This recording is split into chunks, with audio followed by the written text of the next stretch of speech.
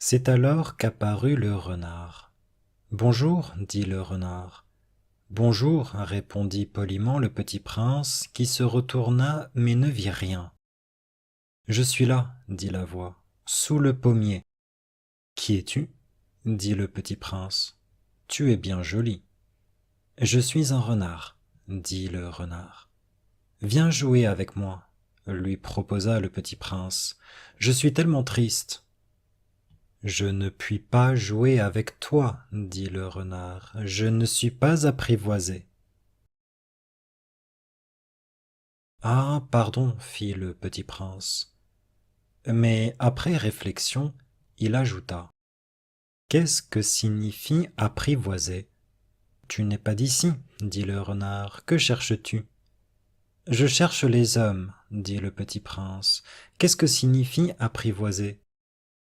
Les hommes, dit le renard, ils ont des fusils et ils chassent. C'est bien gênant.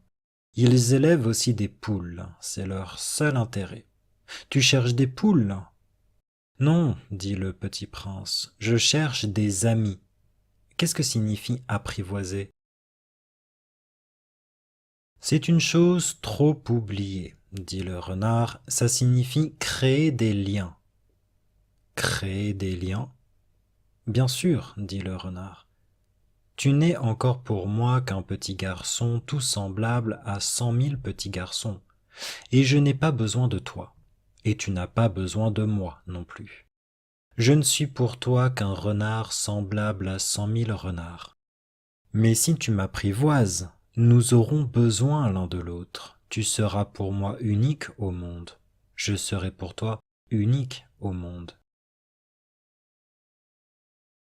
Je commence à comprendre, dit le petit prince. Il y a une fleur, je crois qu'elle m'a apprivoisé. C'est possible, dit le renard. On voit sur la terre toutes sortes de choses. Oh, ce n'est pas sur la terre, dit le petit prince. Le renard parut très intrigué. Sur une autre planète? Oui. Et il y a des chasseurs sur cette planète-là? Non. Ça, c'est intéressant. Et des poules? Non. Rien n'est parfait, soupira le renard. Mais le renard revint à son idée.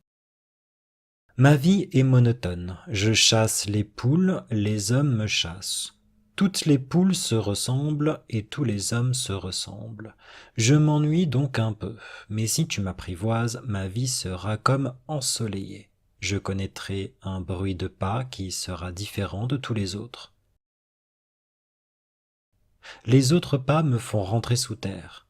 Le tien m'appellera hors du terrier comme une musique. Et puis regarde, tu vois là-bas les champs de blé? Je ne mange pas de pain. Le blé pour moi est inutile. Les champs de blé ne me rappellent rien. Et ça c'est triste. Mais tu as des cheveux couleur d'or. Alors ce sera merveilleux quand tu m'auras apprivoisé. Le blé qui est doré me fera souvenir de toi. Et j'aimerai le bruit du vent dans le blé. Le renard se tut et regarda longtemps le petit prince. S'il te plaît, apprivoise-moi, dit-il. Je veux bien, répondit le petit prince, mais je n'ai pas beaucoup de temps, j'ai des amis à découvrir et beaucoup de choses à connaître. On ne connaît que les choses que l'on apprivoise, dit le renard. Les hommes n'ont plus le temps de rien connaître, ils achètent des choses toutes faites chez les marchands. Mais comme il n'existe point de marchands d'amis, les hommes n'ont plus d'amis. Si tu veux un ami, apprivoise-moi. Que faut-il faire? Dit le petit prince. Il faut être très patient, répondit le renard. Tu t'assoiras d'abord un peu loin de moi, comme ça, dans l'herbe. Je te regarderai du coin de l'œil et tu ne diras rien. Le langage est source de malentendus. Mais chaque jour, tu pourras t'asseoir un peu plus près. Le lendemain revint le petit prince. Il eût mieux valu revenir à la même heure, dit le renard. Si tu viens, par exemple, à 4 heures de l'après-midi, dès 3 heures je commencerai d'être heureux. Plus l'heure avancera, plus je me sentirai heureux. À 4 heures déjà, je m'agiterai et m'inquiéterai. Je découvrirai le prix du bonheur. Mais si tu viens n'importe quand, je ne saurai jamais à quelle heure m'habiller le cœur. Il faut des rites. Qu'est-ce qu'un rite? Dit le petit prince. C'est aussi quelque chose de trop oublié, dit le renard. C'est ce qui fait qu'un jour est différent des autres jours, une heure des autres heures. Il y a un rite, par exemple, chez mes chasseurs. Ils dansent le jeudi avec les filles du village. Alors le jeudi est jour merveilleux.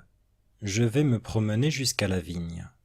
Si les chasseurs dansaient n'importe quand, les jours se ressembleraient tous, et je n'aurais point de vacances. Ainsi le petit prince apprivoisa le renard, et quand l'heure du départ fut proche, « Ah, dit le renard, je pleurerai. »« C'est ta faute, dit le petit prince. Je ne te souhaitais point de mal, mais tu as voulu que je t'apprivoise. »« Bien sûr, dit le renard. »« Mais tu vas pleurer, dit le petit prince. »« Bien sûr, dit le renard. »« Alors tu n'y gagnes rien. »« J'y gagne, dit le renard, à cause de la couleur du blé. » Puis il ajouta, « Va revoir les roses, tu comprendras que la tienne est unique au monde.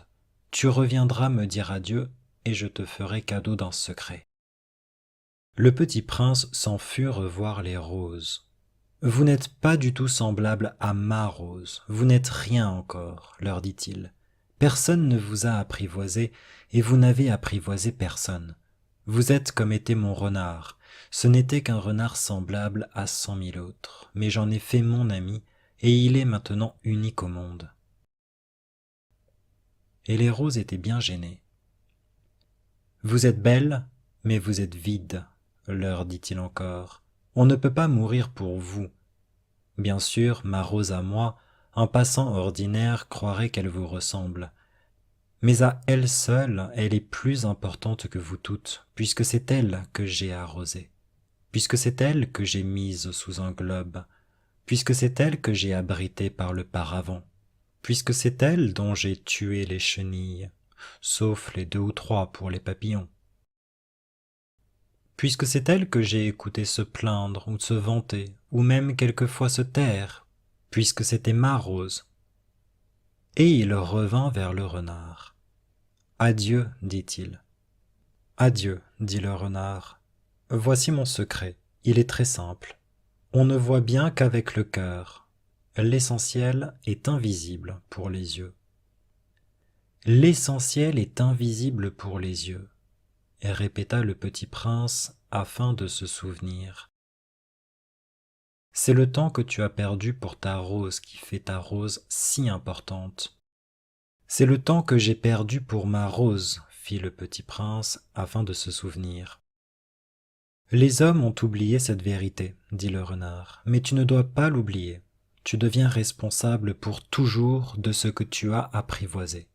Tu es responsable de ta rose. »« Je suis responsable de ma rose, » répéta le petit prince afin de se souvenir.